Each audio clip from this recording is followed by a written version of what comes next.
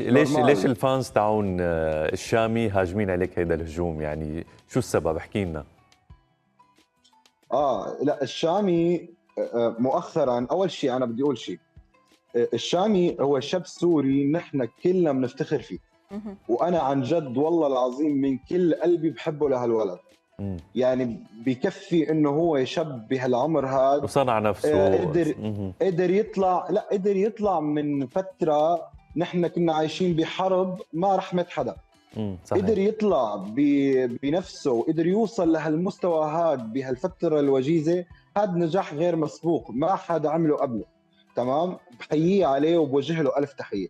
ولكن مؤخرا لما تم الاعلان عن لجنه تحكيم ذا فويس، وكانوا موجودين الشامي ونصيف زيتون ورامي صبري ورحمه رياض احمد سعد.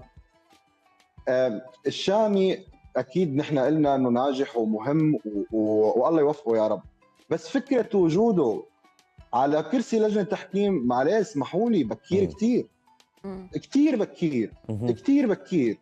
يعني مهمه انه يقعد على كرسي لجنه تحكيم يعطي راي وينتقد ويقيم اصوات لمواهب شابه واعده، وانه كمان يكون مدرب، يعني مو بس يكون عم يبدي رايه، لا كمان مدرب لاهم الاصوات بالوطن العربي، اصوات شابه. لا انا برايي يعني انت اعتراضك كان انه هو يكون ضمن لجنه التحكيم، وانت حطيت تغريده وحذفتها، صح؟ عشان ما تنفهم غلط. حذفتها لانه فهموها غلط اصلا. فهموها غلط، انه انت غيران منه وانت بلشت قبله وما قدرت تعمل اللي عمله. اطلاقا. انا فرحان له اكثر ما هو فرحان لنفسه. ولكن انا لو كنت مكانه ما بقبل.